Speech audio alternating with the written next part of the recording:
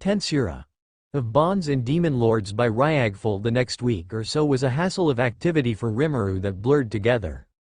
There was still many preparations to receive the delegates from Eurazania as well as their own. Mainly, he had to carefully consider the people he would send.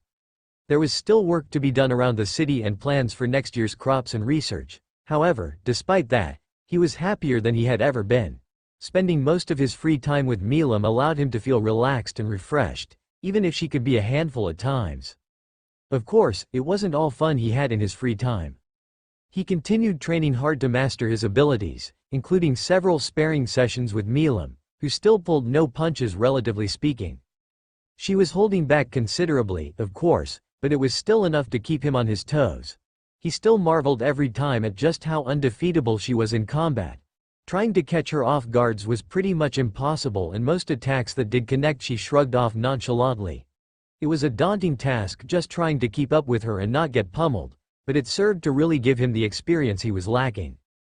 The happy days, of course, would eventually come to an end. They were sitting in the dining hall of the main meal hall, eating, when suddenly informed him that she had something to do. "I need to go off to work," she suddenly exclaimed and walked out.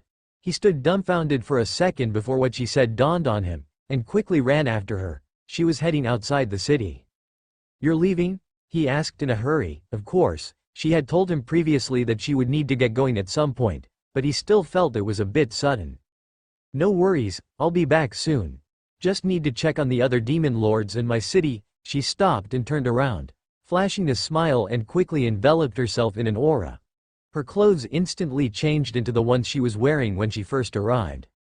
"You're gonna meet the other demon lords?" he asked as he stepped in front of her. "Yeah, it's my job. I'll be quick, I promise." A part of him wished she would stay. No, most of him wanted her to stay. He stepped forward and dragged her into a hug, not caring that they were still in the city and people were looking. She gently returned the hug as she buried her head in his shoulder.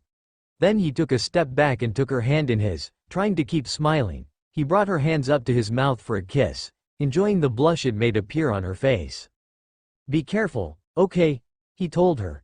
"You don't need to." She stopped when she saw he was being entirely serious. "I'll be careful," she said softly. Then, she leaned forward and placed a quick kiss on his left cheek, turned around and dashed at incredible speeds into the air. Rimuru watched her zoom far off over the horizon. He stood there for a few seconds before he turned around to the sound of footsteps. The ogres and several others were approaching him. "Did she really leave?" Benimaru asked with some concern. He didn't really know how they found out. Then again, she loudly proclaimed she was leaving, so maybe someone was quick to inform them. "Yeah, she did," he said, trying to keep any sadness out of his voice. "She said she had things to do, in her city." So sudden, without even saying goodbye, Shion cried out, "She hasn't even remembered my name yet." "Ha ha, no worries."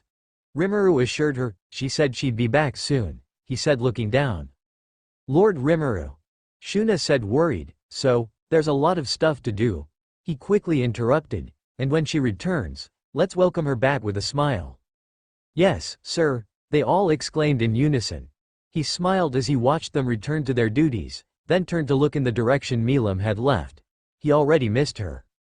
The day had finally arrived. Their delegation to Eurazania was ready to depart. Shuna had made special suits for all involved, which included Benimaru and Rigard. On the hour of their departure, they all gathered in the central square where he gave a short speech and saw them off in a number of carriages drawn by Tempest wolves.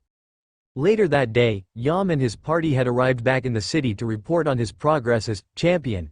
He noticed that his party had increased in number, including a Majin woman. He was certain she was a Majin, but she was, apparently, posing as a human. He didn't feel any malicious intent from her and quickly dismissed it to the back of his head. He had more important things to do, like host foreign dignitaries. A few days later, Carrion's people arrive in fanfare, in carriages drawn by tigers. Their delegation was led by a woman named Albus the Golden Serpent, one of the 3 Beastketeers, together with a feisty girl named Sufia and a man named Grucius. Almost immediately, a quarrel broke out. Sufia did not seem especially eager to entertain some slime who got along with humans. Yam and his party was present.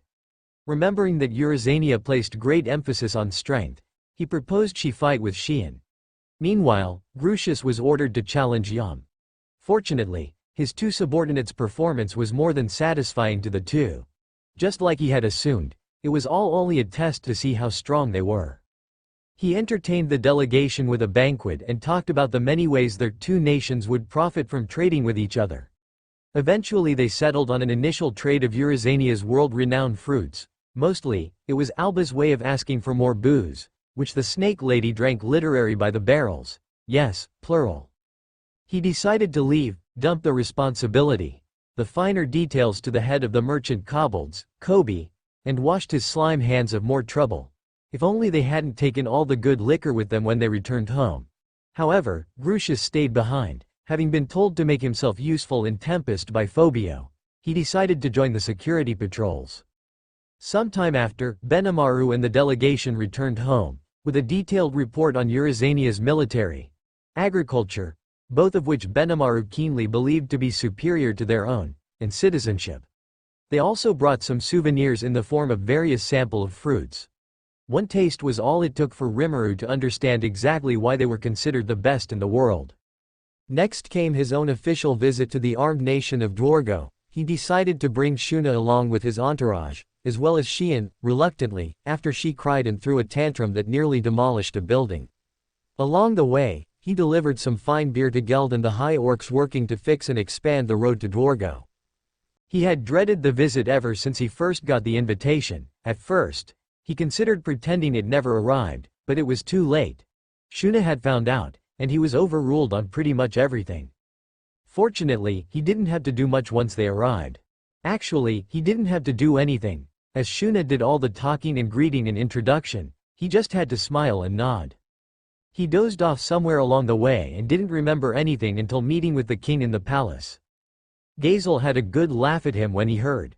Speaking of Gazel, first order of busyness on his mind was to ask about their superweapon used to kill Charybdis. Of course, they had a hard time believing it was Demon Lord Milam, but eventually Gazel decided to trust him. They talked for a bit more, and eventually he had to give a speech at the ceremony where their alliance was made public. It was a terrible speech, and he knew it. Gazel was merciless in telling him that. He needed to let out some stress, so he allowed himself to get roped up with Gobta and the dwarves, who had been invited along, and went into the gentleman establishment he had encountered Vesta the first time. He felt kinda guilty, like he was cheating, but he also wanted to take his friends out in town, so he decided to forego his conscience and suffer the consequences later. And suffer he did, at the hands of two angry ogresses, and a week worth of Xian's cooking. When he said suffer, he didn't meant merciless torture. Fortunately, they agreed not to tell a certain someone about his forays, which he considered a small blessing. Thus his hectic week of international relationship building came to an end, and he was free to get on with some more personal work. When allowing himself to sleep, he would sometimes have dream-like visions. Great Sage had informed him that they were pieces of the memories of creatures he absorbed. More specifically, he was mostly seeing memories left behind by Shizu, the adventurer woman that his human form was based on. At first they were a jumbled mess, barely discernible, but over the weeks they began to form coherent visions. A city in flames. A blonde man with uncaring eyes. A mentor. 2 students. The most vivid one involved a few children. 2 girls and 3 boys. All looking quite young. They were laughing and smiling, but the memories didn't feel happy but sorrowful and regretful. Then a voice saying, Lura. A quick inquiry with Great Sage told him it was the capital city of the Kingdom of Ingrassia, a large, prosperous nation west of Blumend, considered one of the most advanced human nations on the continent. Its safe and convenient position had made it the hub of the Council of the West, a large collection of allied human states united against their common fear of the Eastern Empire and the Free Guild. Both had their headquarters in Ingrassia's capital of Lura. Whoever the children in his visions were, they were located there. He had some idea where to start. Shizu was part of the Free Guild, so he figured they may know something about what she was up to.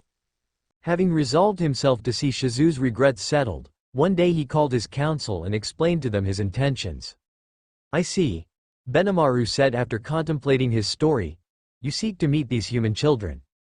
Yes, he told them clearly, I have already made up my mind. And I wish to see for myself a human kingdom. Rigurd spoke up. I understand, my lord, but I do not feel right allowing you to travel alone. Indeed.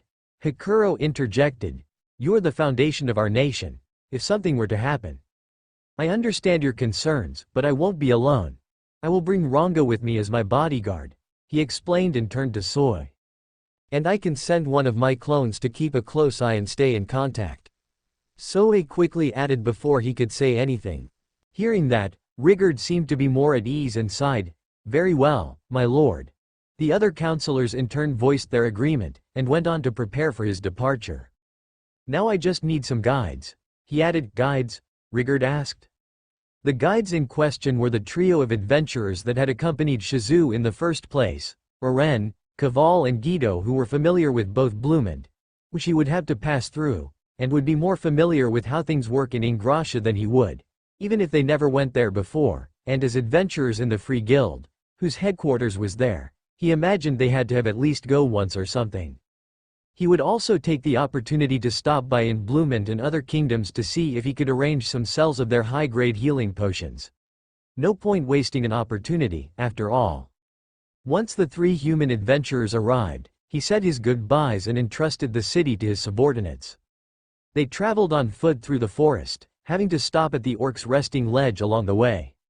While journeying with the three, he somehow got the offer to join them in their adventuring in the future too, which he politely declined.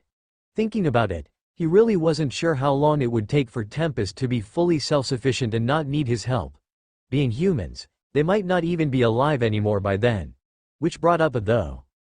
Maybe this is how Milam feels. He wondered how many important people she may have lost over her long lifespan.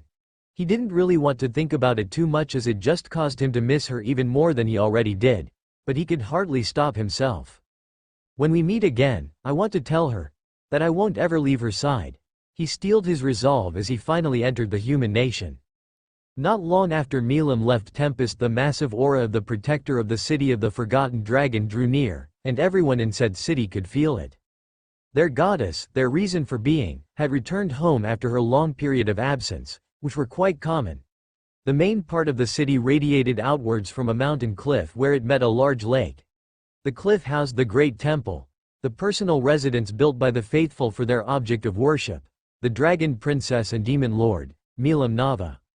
In a hasty but well-rehearsed chaos, the priests in charge of running the city assembled in the front of the large marble stairs leading down into the city from the main temple. Waiting at their head was a large, imposing bald man. This was Midre, the head priest and de facto leader of the faithful, as Milam had little interest in actual governance. He looked over in the distance, sensing their master coming closer at unimaginable speeds. The massive force descended from the clouds and landed right in front of them, but there was not so much as a speck of dust disturbed. As she looked around to check her surroundings, her eyes landed on the 100 or so priests assembled, who all immediately dropped down on one knee. She suppressed the urge to roll her eyes and simply said, "Rise," and they obeyed. Midre respectfully approached, head held low. "My lady, it is good to see you again," he said in a gruff voice. "We are blessed by your presence." Yes. Sure you are," she said, turning slightly to look over the city. "Everything all right around here?" she asked, mostly to continue the facade. It wasn't like they required her to baby them with every minor thing, though she guessed they would like that. "Yes, of course, Lady Milam," the head priest informed. "Your faithful are in great health and prosperous as always by your good graces." She nodded, then turned around to head into the temple. "I'm just passing through. I have some things I really need to get done, so let's make this quick." She was referring to the trays of offerings the priests had assembled from the common citizens, arrayed on a large stone table hosted underneath a statue of her and a throne. She didn't really care about any of it, not the gross raw food, the gold or the jewels, but they did, so she gritted through the tedium. 1,000 years had passed since she had saved a few villages from being eradicated by a horde of monsters, and in that time they had grown into a small but prosperous city, if dull and stagnant. She watched generation after generation toil to work the land and build up, brick by brick, a city from nothing, and they did it all in her name, because she gave them her protection. Like most things, it was a whim on her part, and like most of those whims, it had long since grown out of her control. Not that she cared about any control. She had merely wiped some small fry monsters. As far as she was concerned, it was hardly a reason to build statues of her, but she just couldn't bring herself to tell them away. She gave her word they would be safe, and she was no liar. They would be under her protection for as long as she lived, which she guessed was probably forever. Midrake quickly moved to lead her to throne. "May I ask, how were your travels?" he asked. Pretty great." She beamed and stopped to face him. "You won't believe this, but there's this new nation in the great forest of Jura. I spent some good time there with their leader," she explained. The forest of Jura. A younger-looking man that was trailing behind Midrake spoke up. "Isn't it off-limits even for demon lords?" he asked. "Hermes," Midrake bellowed, "nothing is off-limits to our great Milim." It was. Milim turned to Hermes, completely ignoring the Baldi, but Veldora vanished from his cave. So, the treaty keeping the forest closed was abolished, she explained, drawing shocked gasps from everyone around. "The storm dragon is gone." "How?" Midrake asked. "Nobody knows," Milim said as she shrugged. 2 years ago almost, he just vanished. No trace. He isn't dead, either, because he would have definitely reformed by now," she said. Then the monsters began to go crazy, and in the middle of that, Rimuru shows up out of nowhere and builds up an entire city of monsters, she exclaimed. "Rimuru? I assume this is the leader you mentioned?" Hermes asked. "Yup. You will never guess, but he's a slime," she laughed at their bewildered expressions. "A slime, leading a monster nation?" Midrake exclaimed. Not any slime. He's really smart and also powerful." She turned to look at Midrake with a smirk. "He could probably give you a hard fight." Midrake was by far the strongest of all the faithful. He would occasionally have mock battles with Milim herself and hold his own reasonably enough. For their master to say that about someone, anyone, no one there doubted this. Rimuru was a special individual indeed. "He's my, best friend," she nearly said, "boyfriend," but quickly stopped herself, not wanting to give that secret away yet. Rimuru was insistent they keep it under wraps when she left. "So I want you all to show him the proper respect," she added. "Yes, of course, Lady Milim," Midrake immediately agreed. "Now, may I present to you our offerings?" he said with starry eyes. Milim took one good look at the large stone table and all the things neatly arrayed on it. As she feared, all the food was raw. She wanted to throw a fit right then and there, but managed to hold herself back. If barley. After experiencing the godly food in Tempest, there was no way she wanted to go back to this. But, reluctantly, with the blank poker face only centuries of practice could allow, she sat down and began munching away. Midrake looked on in pride. Many in the crowd knew better though, especially Hermes, who knew. She hated it. He could hardly blame her. He had visited numerous places in his travels, from Dwargon to Eurazania, and he knew just how she felt. But the fact that she soldiered through really raised his already high opinion of their masters. He doubted he could last as long as she did. After a few minutes, however, Milim had enough. She really had to get out of there before she snapped. But she needed an excuse. She said as she shot up from the throne, "I really need to get going, so I'll leave this to you." "But, my lady," Midrake tried to protest. No, it's fine," she shot him down. "I have very important things to talk with the other demon lords that can't wait." And quickly began walking away. The food was, great. Tempest had some great food too, but, never mind. See ya, and as fast as she could shot out of the temple, leaving Midrake with a stunned expression while holding a tray of vegetables. Hermes had to shake his head at the oblivious head priest. Rimuru arrived in Bloomend with the adventurer trio and was quickly struck by just how medieval the capital was. It was an extremely archetypal medieval city with high stone walls for defense against invasions. It was too cliché, but nevertheless it had a bright air about it. From what he had gathered, the capital, Rondo, was the only large city in the small nation, with most feudal lords being little more than glorified villages. Most of their defense was through their close association with the Free Guild and, according to Fuse, a healthy dose of information gathering, of which he was in charge of alongside his duties as Grand Master of the Guild in Bloomend. He intended to meet up with him anyways, but as they stopped in an inn and explained in more details his quest, the trio had told him something interesting. namely that the Grand Master of the guild, Yuki Kagarizaka, was once Shizu's student alongside a woman named Hinata Sakaguchi. He realized the two were the students in his visions. Both of them sounded Japanese, so he assumed they both must be other-worlders like himself. Now he had even more reason to try and meet up with them and talk. He asked the three to take him to Fuse so he could quickly talk things through. "Oh yeah, boss," Kaval nonchalantly said on their way there, "if you're going to Ingresia, you should register as an adventurer with the guild." "Huh, why?" he asked confused. Oren quickly dug through her pockets and brought out some kind of ID card. "Adventurers do most of their work outside of towns, right?" she said cheerfully. "A registration with the guild will prove your identity in any country that recognizes it," she explained. "You are allowed entry in most cities if you have it." He realized then that, as a monster, he didn't really have any identification paper. He had to give it to them for bringing it up before he ended up getting arrested or something for trying to enter a county without it. He decided to take care of that first things first. At the guild, he stopped by the main receptionist to try and register. Naturally, with his small, girl-like stature and wearing the mask left by Shizu, it hid his monster aura, allowing him to pass as a human. He was quickly mistaken for a little girl and accused of cosplaying as Shizu. Thankfully, the backing of the three adventures was enough to convince the receptionist to allow him to take the test for the combat division. His instructor was a one-legged veteran named Thegis, and the test was, to Rimuru at least, laughably easy. Even the last test for B- ranking was just a lesser demon he quickly dispatched, much to the shock of the gathered crowd. Thus he became a B-rank adventure. The real test came when trying to calm down Fuse when he heard about it.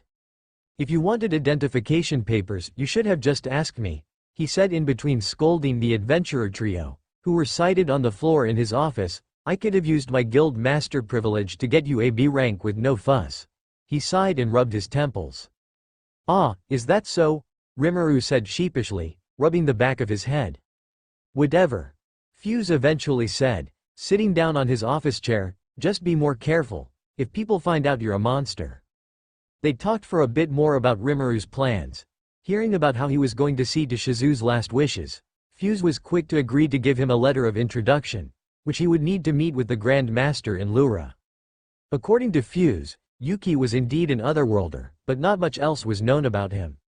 Meanwhile, he had quite a bit to say about the other student, Hinata Sakaguchi. She had become something of a champion of mankind, rising up the ladder to the rank of commander of the Holy Knight Order of the Western Holy Church, the largest religion on the continent and one which was vehemently dedicated to extermination of all monsters in the world. As a monster himself, he was not keen to ever meet her. In any case, Fuse had other news for him. Namely, that the King of Bloomend wanted to have a meeting with him. Never one to let an opportunity slide, Rimuru agreed. First he met with Count Velyard, Chief Minister of Bloomend, to discuss the details of an agreement between the two nations. Next day, he met the King and Queen to seal the deal. He felt both could have gone better, especially since he realized he got the short end of the stick with the defensive part of the treaty. In the end, he managed to get a pretty good deal going for his potions. A quick demonstration on Thegis, limbs regrowing and all, was more than enough to bring everyone on board. It was almost enough to make up for the treaty he had been bamboozled into. The rest of the journey to Ingrasha continued on with no issues. A few days later, they came up to the capital. It was, in a word, massive. A veritable modern city with hundreds of thousands of inhabitants, massive walls and even multi-floor buildings that could have easily passed for modern 20th century Earth. It made Tempest look dinky and small by a long mile. Thankfully, as a B-rank adventurer he was easily allowed entry, and the mask did its job of concealing his identity to the powerful anti-monster barrier surrounding the city. His first order of busyness was to talk with Yuki. The headquarters of the guild was a large building with a dozen floors, with large glass windows and even magical automatic doors. The letter from Fuse allowed him an immediate meeting with Yuki and he was taken up to his office. The trio had to stay behind. The initial meeting could have gone better. He was still wearing the mask, waiting in the office, when a young-looking man walked in. "Thank you for waiting," he said in a boyish voice. "I am the Grand Master of the guild, Yuki Kagarizaka. And you are?" His voice faltered as he saw the mask. Then things escalated when Rimuru took it off to talk. Hello, I am Rimuru Tempest of. Before he could finish, Yuki had lunged at him with a fierce kick, which he only barely managed to block. Whoa, what's up with this guy? He though as they exchanged blows. Thankfully, he quickly realized the problem. Wait. This isn't what it looks like, he screamed as he jumped away from the Grand Master, who scowled at him. Why do you have that mask? He asked with a threatening voice, and that face. You have the aura of a monster too. Please, I know how it looks but I can explain, he said as he put his arms up. Please. The young-looking man scowled and considered the situation. Then, he sighed, and relented. Very well. I will listen to what you have to say. He spent the next half an hour explaining his circumstances, how he was reincarnated, how he met the monsters. He decided to leave Veldora out, became their leader and met Shizu, and the reason he came here to speak with him. Sitting crossed-legged on the floor. Most of the furniture had been displaced in their short scuffle. He looked to be reminiscing about something. So, Shizu-sensei is dead, he said sorrowfully, and you inherited her will? I see. Yeah, I am sorry, he told him sincerely. I tried to think of something to save her but. No, it's fine. He assured him. Sensei did told me when she left that she could feel herself losing control of Ifrit. I knew, deep down, that I would not see her again. Anyways, he said as he got up and began to move the furniture back in its place, she died with some peace, did she not? Maybe, Rimuru said as he too began picking up some of the scattered stuff in the room, though she did have some regrets left, he informed him. Ah, yes, the children in your vision. Yuki said as he sat a chair up. I know who they are.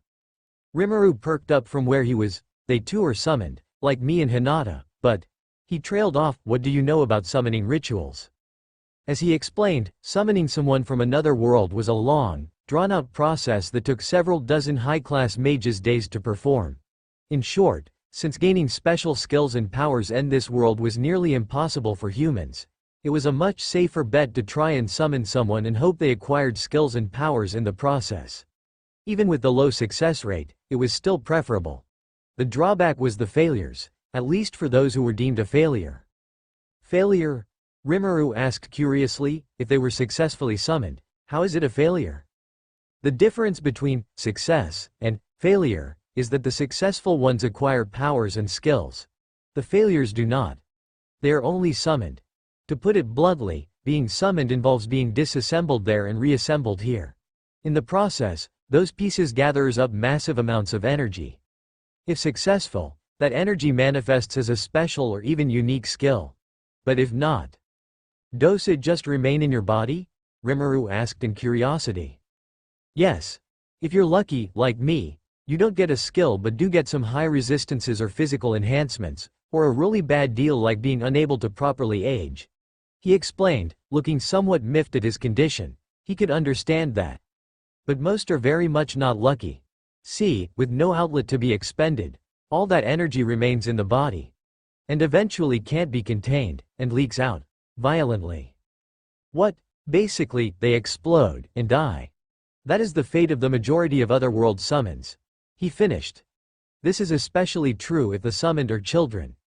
Willpower seems to have some effect on whether it succeeds or not, and children rarely have the willpower necessary. Most don't last more than 3 or 5 years after they are summoned. Rimuru stayed slack-jawed for a few more minutes. On one hand, he was really thankful he was reincarnated and not summoned, but on the other he was quite furious with the people that continued to summon people only to condemn them to die. Now he knew exactly why he felt such sorrow at the visions he had. He decided to ask about the students. They are so-called failures, of course. Yuki informed, of no use for the nations who summoned them. Shizu brought them into the Freedom Academy, where she could keep an eye on them, teach them. Maybe even find a way to save them. She never did find a way to save them, did she? Rimuru asked the obvious. He wondered if Shizu was looking for such a way when she came to the Jura forest. No, Yuki informed, but she did entrust them to you, didn't she? He said with a smile. Yeah. Rimuru said, could I meet with them? Yuki considered the question, then snapped his fingers. I have an even better idea. He beamed. How about you take over as their teacher? He said cheerfully. What? Was all Rimuru could muster some time later. All right. Let's try this again. Rimuru said cheerfully as he sat up from his desk. 5 children were seated in front of him, 2 girls and 3 boys. They were the 5 students Shizu left behind: Alice Rondo, Gail Gibson, Chloe Aubert, Ryota Sekaguchi and Kenta Masaki. He called each of them and they answered, though when he got to the last one. "This is tyranny," Kenta shouted, trying to sound brave. He failed, trembling in fear as Ranga loomed behind him. "And what is swinging a flaming sword at someone you only just met, then?" Rimuru asked, annoyed. The situation necessitates some explanation.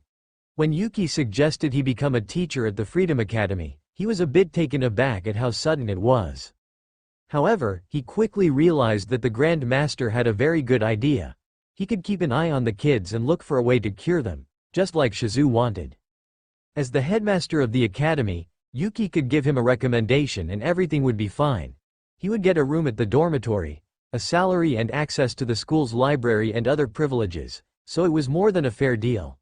As Yuki explained, the kids trusted no one after Shizu left. Any new teachers assigned to them would be chased away, crying, within hours. Yuki hoped Rimuru would be different. Speaking of Yuki, he had taken to calling him Master, after Rimuru asked for some paper and used it to recreate some of the many manga he had read, as a kind of gratitude. Yuki was so happy he started crying. In any case, the next day he saw the adventuring trio off, as he would be staying until further notice. Then he made his way to the academy to begin his time as a teacher. It did not start well. Both Yuki and the manager of the institution had warned him that the kids were rowdy, but getting attacked by the Kenta kid with a flaming sword before he could even properly step into the classroom was way beyond rowdy and straight-up delinquency, so he decided he could play the dirty game too. Hence, Ranga. Miss Shizu always dodged it, Kenta said lowly. The other kids nodded, looking none too pleased at the current situation either. Yeah. The blonde girl, Alice, shouted, and was always way nicer to us. The others nodded in agreement. She wouldn't sick some giant dog on us. Rimuru carefully considered the kids. Yuki said they were aware of their conditions. Thus, they knew they were living with a ticking time bomb inside their bodies, which would certainly put an adult on edge, let alone a kid. Then there was the fact that they got summoned here, ripped from any family they had, and then discarded like trash for being failures. He imagined they had quite a few good reasons to trust no one. He certainly would. He considered his options, then came with an idea. "Ah, fair enough," he said, "then how about this? We're gonna have a test." "What?" was the immediate collective protest. "Already? No, not that kind of test." He reassured them, to which they relaxed a little. "We'll go outside to the field and have a little one-on-one spar. Yeah? If you win, I resign. If I win, you gotta respect and listen to me, agreed?" He had laid the trap, and they bid hook, line and sinker. They all quickly agreed, cheering about how they were gonna make him leave like all the others. They didn't. Rimuru was almost sorry. They had no real chance against him, but he figured it had to be done. In order, all 5 of them were defeated right in the schoolyard. They returned to class, dejected but with a newfound very small respect towards Rimuru. After talking for a bit about their education, Kenta spoke up. "What's the point? We're gonna be dead in a year or 2, he said cynically. The others looked down and did not deny any of it. Even Miss Shizu abandoned us. They could hardly say anything, with some looking ready to cry at the though, but then. "No, she didn't," he told them firmly. "She never once did. In fact, she left to find a way to save you. I know, because that's why she sent me here," he said. He realized he should tell them the truth about her death sometime, but not now. Hearing what he said, the kids all looked up in surprise, eyes wide. "So, teach. That mask, it's really Shizu's?" Alice spoke up. "Yeah, it is. He told her, she gave it to me as a memento when she entrusted you to me." At this, the kids all looked at one another, as if speaking a secret language, but looking indecisive on whether to trust him. He decided to seal the deal, and took off his mask. Upon seeing his face, they all got tears in their eyes. "Don't worry," he said smiling. "I'm taking over for Shizu. I want you to be good boys and girls and trust me when I promise this. I am going to save your lives." Thus began Rimuru's life as a teacher. He would try his hardest to succeed in his promise, no matter what lengths he would need to go. He wanted to return to Tempest with his head held high, relieved of the burden he had accepted upon himself when he absorbed Shizu.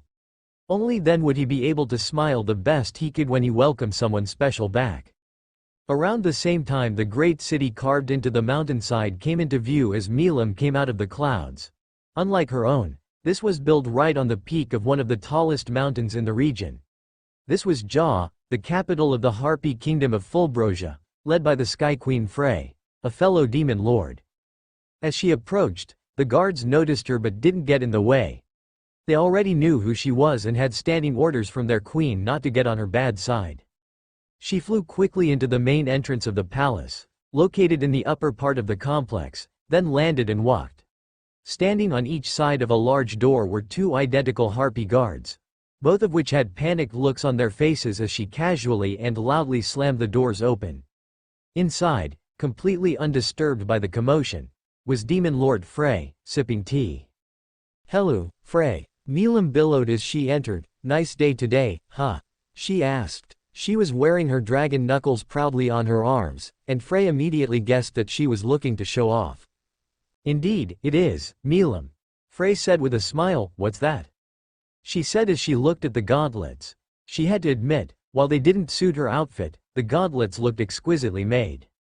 Milim immediately had a starry look in her eyes and launched into a tirade about her latest exploits in the land of Tempest, showing off not only her gauntlets but many of the new clothes she got. Frey listened with the patience of a woman who had centuries of practice with hyperactive intruders. She had always liked Milim, even if the Dragonoid got carried away at times. She especially liked how open and genuine she was. As a society built of strength, Harpies often had to betray and backstab one another to climb the social ladder. And Frey was no different. Her current position as queen was taken by slaying the previous one, her own mother. It was safe to say she had an impossible time trusting others or being genuine with them. Milim had no such problem. She was always truthful to a fault, though there were times when Frey saw glimpses of a deeper, more mature side of her. What that side was, truly, she could not say for sure. In any case, she listened carefully at Milim's explanation and nodded along. She already knew she was in Tempest. She herself had recently sent someone to see what the place was about, but she didn't expect much from that particular girl. She tried to hide her surprise at the more unexpected things. More importantly, she tried to hide her anxieties and fears of the future. Recently, she had fallen in quite the conundrum when she accepted the assistance of Demon Lord Clayman with a little problem called Charybdis, and was in a bit of a bind. This place does sound like something, but, she contemplated, Milim seemed different, somehow. Something she never saw in her before. She carefully considered the way she talked on and on about this Rimuru, and then realized something. "Hey, Milim?" she interrupted the Dragonoid, who put down one of the dresses she was holding up. The girl asked. "Do you like this Rimuru?" she asked. The huge blush that immediately appeared on Milim's face told her all she needed to know. "You do," she said, unable to hold herself from smirking a bit. Of all the things, Milim having feelings for someone like that was on the very low end of the list. Milim quickly tried to talk back, but stuttered wildly, "Yeah, see. It's not that. More like." She looked away, looking like she wanted to run away, but decided against it. "Yes," she said meekly, like she herself was still coming to terms with it. "Actually, we're kind a thing already," she finished with a nervous smile. Frey had to blink. "I see," was all she could say. That was even lower on the list. She decided to offer a supportive smile. "Congratulations. I'm happy for you." Milim laughed as she scratched the back of her head, then heaved a sigh. Suddenly, Frey felt a strange tension in the air. Milim's face turned to her and she could see the more serious side she knew of taking the place of the usual bubbly girl. Whatever it was going to be bad for someone, she just knew it. "Listen, Frey," she said slowly, "I know you're in some kind of trouble." Frey thanked her lucky stars she had a good poker face, because inside she was actually panicking.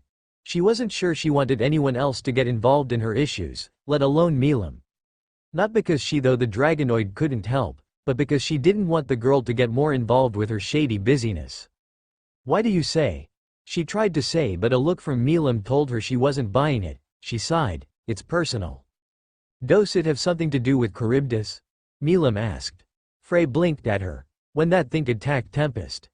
Milam said, it was coming from the direction of your nation. And you were awfully worried last time I saw you. She tried to explain, continuing to lock eyes with her, and even though it's dead, you still look really off. Frey had to give it to her, she was more observant than most people ever gave her credit. She didn't, though she looked particularly worried right now, and maybe she wasn't, but that was not fooling Milam in the slightest. Something is going on. I have some idea, but I wanted to hear it from you. She told her in a serious tone that Frey had never heard before. She wanted to keep denying it and tell her to leave, but felt a small, gentle hand placed on her shoulder. Please. You can trust me, Milam said with concern. Frey looked up in the girl's blue eyes. And for the first time in a long time, she felt she could trust someone fully. It had been a month since he had come to Ingrasha and became a teacher at Freedom Academy, and Rimuru was beginning to finally see a light at the end of the tunnel. Though he had searched in every library in Ingrasha, which were some of the largest in the world, he did not find much on the issue the summoned children were facing. He guessed it there was. Shizu or someone else would have found it by now and it wouldn't be an issue by now. Fortunately, he had gotten a general idea of what he needed to do, thanks to some simple deduction. All right, everyone take a break, he shouted to the kids, who were busy sparring with each other. They were currently outside the city limits, where he had instructed them to do some mock battles in the hope that it would expend some of their unused energy. It didn't seem to be doing much if anything, but at least he hoped it kept them occupied and not dwell on their situation too much. Woohoo! Food! Shouted Ken as he rushed ahead of the group to where he set up a picnic. Hey, no fair, Ken! Shouted Alice after him. The group quickly and loudly made their way to where he was and began digging in with little manners. He shook his head with a fond smile, remembering someone else who did much the same. Ah, hey Teach, what's with that weird smile? Alice asked with a skeptical look. Ha ha, nothing, he said as he sat down. You lot just made me remember someone, he said a bit sadder. What does?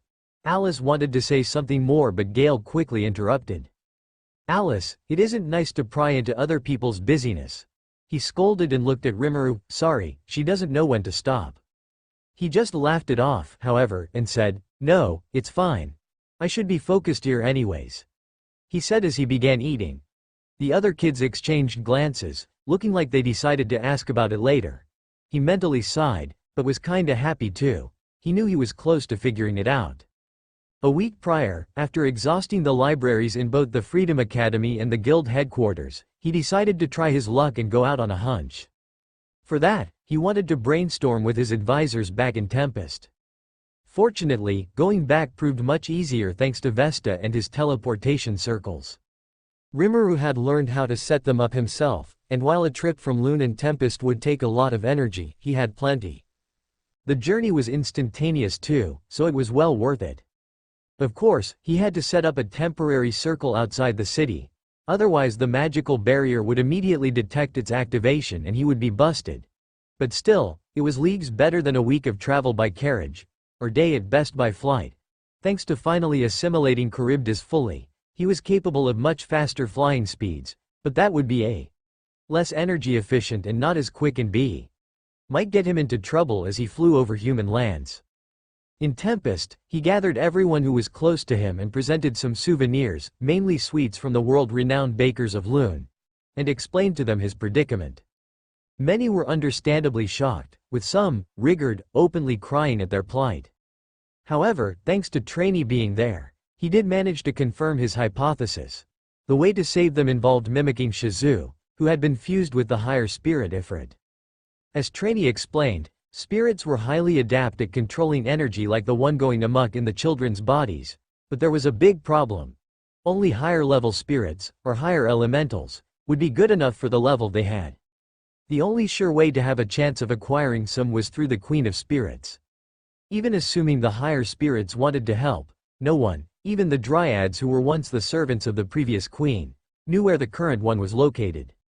Thus he returned to Lune with a firm idea in mind. Find some higher elementals, at any cost. He searched the books he read again but didn't find anything solid. In the meantime, he had to keep the kids occupied, hence their current picnic. They spent some more time talking about various things when suddenly a screech echoed through the land. Looking up into the sky, he saw a demonic-looking dragon soaring straight towards the city. He quickly calmed the kids down when he saw them panicking. The dragon, he knew, had no chance of penetrating the city barrier. But the people outside the city were another thing. Near the gate entrance, he could see a long line of travelers and merchants still in customs. They would be sitting ducks to the monster, and so he decided to quickly take actions. "Stay here," he told the kids, "I need to do something." "Are you crazy?" Alice shouted. "You can't take on something like that. Look how big it is." The other kids looked equally unconvinced. He smiled softly at them. "Don't underestimate your teacher," he said as he began taking a different form. It wouldn't do for some in the city to recognize him, after all. The kids looked on in awe, but he didn't have time to enjoy their admiration. Ranga. The Tempest Wolf quickly jumped out of his shadow. "Look after them," he said, not bothering to listen to a confirmation as he flew off on two large wings. The dragon was fairly high level and archdragon, in fact, almost on the same playing field as Charybdis, but thanks to gluttony he wasn't much of an issue. In fact, he had to laugh at how quickly he resolved it. The people were safe, but more importantly he met someone when he killed the dragon. His name was Gard Mjalmile. Gard Mjalmile was a famous and well-connected merchant, famous, or infamous, through much of the Western nations. He was also the owner of several shops and was even known as a money lender that even nobles would be wary of. When in Bloomend, Rimuru had set up a good deal to have his potions set up in the market, but he needed a good, reputable merchant for that. Minister Velyard and Fuse immediately recommended Mjolmil. Rimuru trusted their judgment and had them contact the man, who was given special permission to purchase potions in Tempest at a premium and sell them himself. They both would make money and news would spread about their quality potions. As luck had it or misfortune, some would say Mjalmile was now in Ingressia to sell the very same potions. He nearly got eaten by the dragon when Rimuru saved him. When he saw the potions, he quickly deduced who the person was. Later, Rimuru and the kids had been invited by Mjalmile to attend dinner at a famous restaurant, which he had bought for the night just for them, as gratitude for saving his life. While the kids enjoyed the quality food and later busy reading the manga he had made for them, Rimuru and Mjalmile were busy discussing busyness. The man was shameless about being a merchant, but had more than a good heart and was an expert at what he did. The two quickly struck a friendly relationship and agreed to some new trade deals. The real surprise came when he met one of the hostesses at the bar, an elf woman whom he recognized from the gentleman establishment he had visited in Dwargon. After talking for a bit, he learned the woman was a traveler who originated from Ulgrasia, a small nation far in the south, past the elf nation of Thalion, or rather the sorcerer dynasty of Thalion. The interesting bit came from what the people there were known for, worshipping and bonding with spirits. When he asked about the Spirit Queen, she informed him that she lived in a place called the Dwelling of Spirits, the entrance to which could move around at the Queen's will, and was currently in Ulgrasia. Well, he most certainly had a destination in mind now. Sometime later, Republic of Ulgrasia. Getting into Ulgrasia was fairly easy, as the borders were largely open to travelers, but getting to the entrance of the dwelling was less than easy, as it was in a heavily forested region. First, he went there alone, as quickly as he could. Once he found the place, he set up a transportation circle to make things easier for the kids. Then he got back and prepared them for a journey. The entrance was a large, engraved door that looked like it had been carved into a massive tree. "Whoa, cool," Ryota said, awed, as they stood in front of the thing. "Kinda scary," Chloe said as she clung to his shirt on one side, while Alice was on the other. "No worries, I'm here," he told them. "This is it, guys. Our chance to make you better. Come on." He stepped forward and heaved the great doors open, then stepped inside with confidence. They also called this place the Labyrinth, but it was actually just a really massive corridor with columns running on either sides. And it was dark, illuminated only by lamps that didn't chase the darkness away for more than a few meters away. He made his own light source anyways. As they moved further in, he realized that they must have been walking for at least an hour. He stopped, enhancing his magical sense, but didn't see anything but more corridor ahead. Hee, so you noticed, huh? A voice rang out, sounding as if it came from inside his head. Looking to the startled kids, He realized they too heard it. Yes. Be afraid, ha ha ha. That's great. The voice continued to taunt them, but when he didn't show signs of fear, instead he increased his aura output. The voice seemed displeased. Ah. Come on. If you're not gonna be scared, then be dead, ha ha ha. At that, a massive golem-like thing came out of the darkness, taking a stance in front of them. Hee hee, if you can beat this, I'll be gracious and let you leave alive, the voice said. Just beat this, huh? He said as he took a step forward, drawing his sword, fine by me, and lunged at it with a heavy swing. While the golem evaded, it didn't matter in the long run. Rimuru enhanced his sword with his aura, increasing its sharpness and durability several folds. One strike would be enough, and it didn't take long for him to defeat it. He was faster and managed to land a clear diagonal cut. The thing crumbled into pieces instantly. He could hear the panic in the voices as he landed. Without sheathing his blade, he turned to one of the columns. I know where you are, so if you don't want to be next, get out, he coldly said. He knew roughly the direction, but not exactly where, but it didn't matter. A small figure, a small, pixie or fairy girl, quickly emerged from the shadows, sweating bullets. Yes, yes, it shouted in a high-pitched voice, I am here. Please don't hurt me, she said as she saluted him. A fairy? He heard one of the kids say. It's kinda cute, Alice said. The fairy in question began scratching its head, looking sheepishly at them. Hee hee, hello. I am the Griak, she shouted in pain. Did she bit her tongue? Rimuru asked himself. I guess they must be used to talking telepathically. Do you grate all your guests with violence? He asked, but she looked kinda insulted. Ha, says the home invader, she shouted loud enough to make some of the kids cover their ears. He released some of his aura to make her back off. She instantly did. So who the heck are you? He asked. She took a haughty look, one that really irked him for some reason. I am one of the 10 great demon lords, Ramirez of the Labyrinth. Now kneel before me. Rimuru or the kids for that matter were not impressed. A demon lord. This puny little thing, was what they all know. Hey, you were thinking something rude, weren't you? The demon lord shouted indignant. Well, yeah. Try to sell a better lie next time. He told her exasperated. Listen, as it happens I am close with an actual demon lord. Her name is Milam and... He stopped himself from saying something he didn't want yet to get out. He noticed that the kids shot him a look of concern, but he decided to continue with something else. You being a demon lord like her is just absurd. Hearing that, Ramirez lost it. Her face twisted into a grimace and her eyes twitched. Ah, she shouted and pointed at him as if hit by some realization. You. Are you that slime that supposedly started a nation of monsters in the Jura forest? That Rimuru? He just nodded. She got worse. Arrgg. No, damn it. Damn that Milam. She shows up here for the first time in ages, bragging about her new friends in Tempest or whatever, and I just chased her away. Laughing at her. I'll never hear the end of it now. She grabbed and pulled at her hair before turning to him and screaming at the top of her voice, stupid. Over and over again until he had enough. He swatted her like a bug.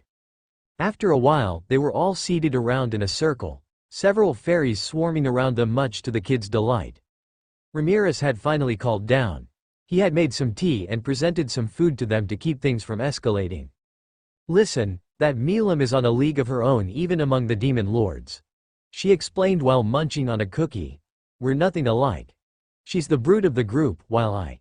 She again took on a haughty look. I am the beautiful and intelligent. Oh. Hey, she screamed as she barely avoided his hands. What's the big idea? Ah, sorry, but when I saw your smug face I couldn't help myself. He also wasn't very happy with this annoying insect calling his girlfriend a brute, but he kept that to himself. Listen you can't treat a queen like that, you hear me? She said. Queen? He asked, then added, wait. Are you the queen of spirits? I find that hard to believe, he said with a deadpan face. Ah, yes I am. She protested. How can a demon lord become the queen of spirits?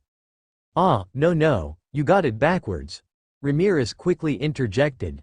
I was the queen of spirits first. Then things happened. And I fell from grace. She said with a weird look on her face. But I am still the queen of spirits. Always have, always will be. Wait, always have. He said with some realization. So you're the same queen the dryads of the Jura forest served? Ah, yeah, the dryads, she quickly replied, I remember them. That was centuries ago, before the storm dragon was sealed. Hee hee. They were such cute little spirits back then, especially that trainee, she giggled. Hearing that she knew trainee, Rimuru realized that the pixie, though annoying, was telling the truth. He did wanted to ask more, like what the thing was that caused her to fall from grace, but decided to move on with the reason they were there. He spent the next few minutes explaining the kid's situation and his own theories, and how he arrived at them. After listening, Ramirez remained silent, with an aura or seriousness that he though didn't really match her personality but would surely match a queen of spirits. I see. Yes, I heard about these kind of things, she said as she flew over the kids, looking down at them with kind eyes. Alright. I'll help y'all out, she exclaimed. You will? Really? Woohoo? The kids all began shouting. Yeah, of course, it's my duty, after all, as the queen of spirits, to guide heroes and champions. I see. Rimuru said as he looked at her. He and the kids began following her down a side corridor she had opened for them. As they walked, he asked, do you get many of those? Heroes, I mean? Ah, not as often as I'd like. The last was like 200 years ago and he was a huge disappointment. Disappointment? He asked in confusion. She then launched on a tirade about how some summoned kid who had been deemed the hero came to her looking for specific spells.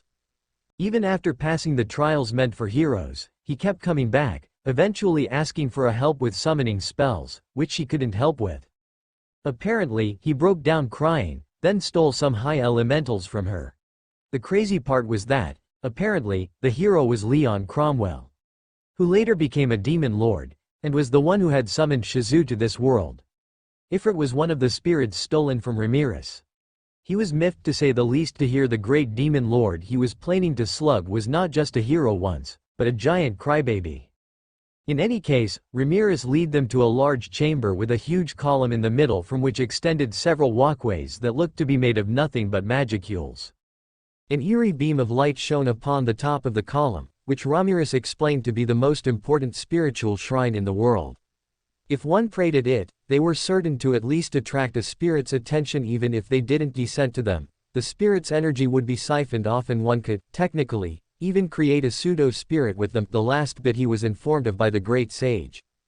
Starting with the oldest, Gale, they headed for the altar. Just think something, Ramirez instructed. It can be anything, like a, please help me, or a, come out at play, she dramatically said, as long as it attracts their attention, it's fine.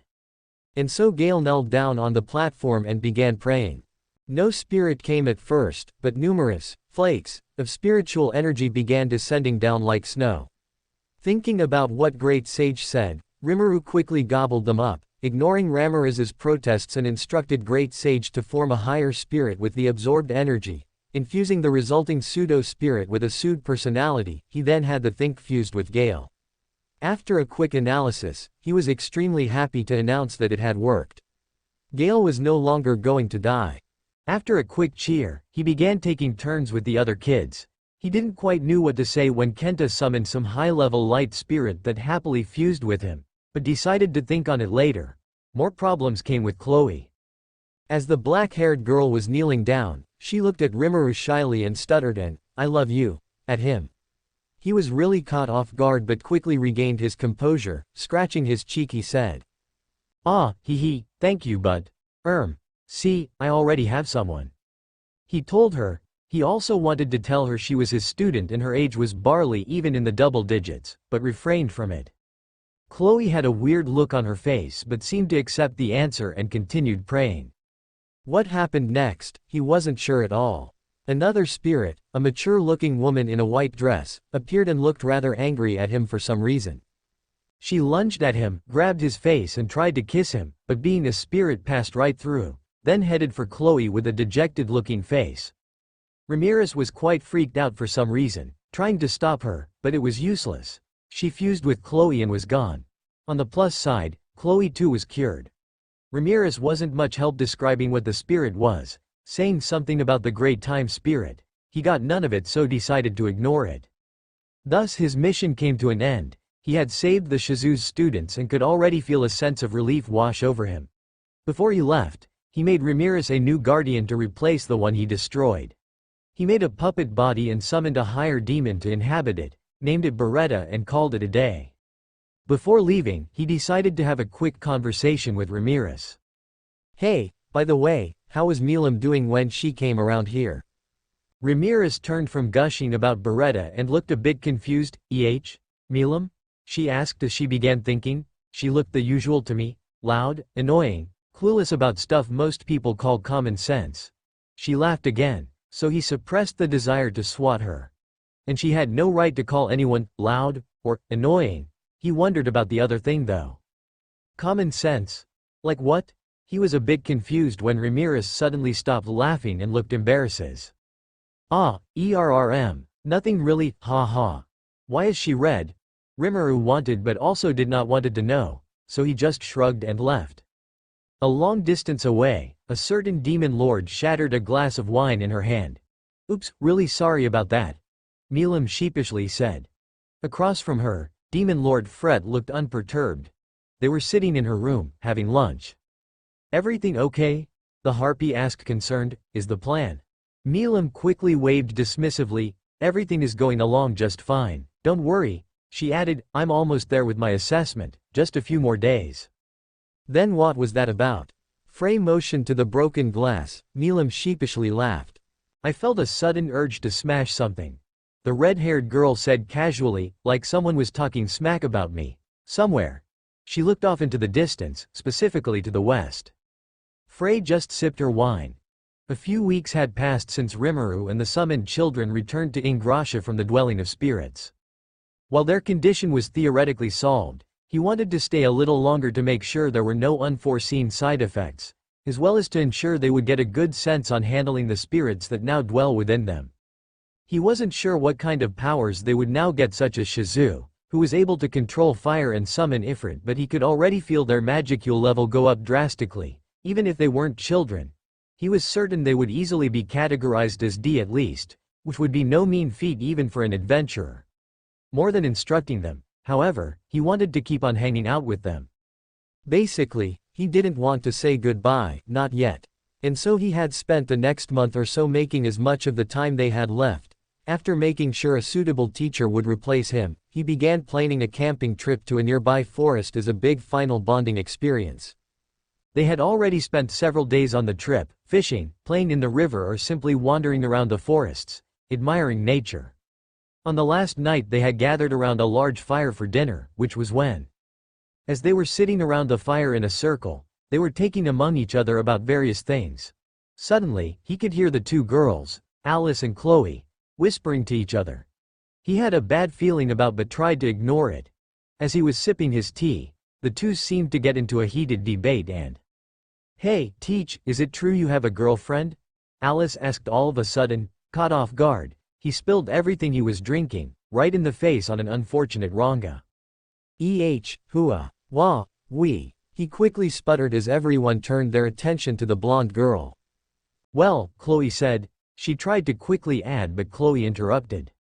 That's not what I said, Alice, she said in her usual timid voice, sounding embarrassed to be mentioned. Well, what else does it mean, Hua? Alice grumbled. Gale, meanwhile, shook his head and sighed. Alice, it's not nice to pry into people's life like that, he said as he looked over at Rimuru apologetically. Peef, who cares if he does, anyway? Kenya added, bored. Alice shot him a dirty look. Just what a brat might say, she said, trying to sound far more mature than she actually was. Kenya, for his part, didn't bite her trap, only smirked. That's funny coming from you, he said dismissively. You're the youngest here, and thus the brattiest, he told her. Alice's face turned red as she stood up. What did you say, punk? Kenta got up too, read my lips, and was about to say something rude, but Rimuru quickly jumped in before things got out of hand, as it usually happened with the two. All right, sit down and calm down. He got between them and placed his hands on their shoulders, gently pushing them down. After he was sure they calmed down, he sat back in his place with a heavy sigh.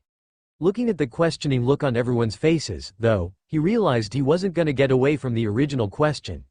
Even Kenya, who said he didn't car, was shooting curious glances out of the corner of his eyes. He sighed. Fine, fine. He eventually relented. Yes, Alice, I do have a girlfriend. I knew it, she immediately said, looking proud of herself. She and everyone else quickly began throwing questions at him, like, is she pretty? Or, how long? Or, how strong is she? You can guess who asked the last one. He just held his hands up to stop the barrage of questions, then began giving them some vague answers. They continued talking about it for several more hours. Whoa, a demon lord. Kenya gasped, the others too had somewhat concerned expressions. Hey, it's not as bad as it sounds, he tried to defend himself, you met Ramirez. She's also a demon lord, and she wasn't that bad, was she? He said, leaving out how he found her both annoying and far too weak to be considered a demon lord. And Milam, well, she can be a handful, at times, but she was never malicious or anything like that. In fact, she was a real lifesaver when my city was being threatened by a huge monster that even I could do nothing against, he told them. The kids perked up at that, looking odd. She's that strong? Ryota asked. Yeah, she is. But that's not all she is. She's friendly, cheerful, would rather goof off, have fun and enjoy some sweets than do anything you hear demon lords supposedly do. As he said that, the others noticed he had a somewhat distant and sad expression on and exchanged glances. But also, she always seemed, he said as he looked up at the night sky, really lonely. Maybe she doesn't have many friends. Chloe said, being a demon lord sounds scary, so, maybe people are too afraid of her to become her friends. She said in a surprisingly wise tone. Rimuru looked at her. Yeah, maybe, he muttered as he considered her words. She seemed a bit different than when they first met, but he couldn't put his hand on it. Hey, could we meet her one day? Alice asked suddenly. I really kinda want to meet her and, maybe we could be friends too. She said. Any friend of teacher is a friend of mine, too. Kenya added. Rimuru heard that and though. You know, that actually sounds like a good idea. He told them, you guys and her would get along, I think. She can be pretty. Childish. He smiled fondly, but, then again, I can too. Yeah, we know, Teach. Alice replied with a smirk. Hey, don't think we didn't notice you putting more sweeteners in your coffee than a 5-year-old in his mouth at a candy store. Kenya laughed. Or how you hold on to Ronga like a teddy bear when you sleep outside. Alice said. Kenya was about to say more when Rimuru grabbed both their heads and ruffled their hair violently, ignoring their protests. You cheeky brats, he grumbled, don't make fun of adults. The others laughed at the two as they got their punishment, but then Rimuru let go and turned to them, a dangerous glint in his eyes. Hey, don't think the rest of you lot will be spared. He said as he menacingly twitched his fingers at them. Immediately, the kids bolted out of their seats, Rimuru hot on their heels. No one's hair was shown any mercy that night. A few days later, it was finally time. He had to leave and return to Tempest.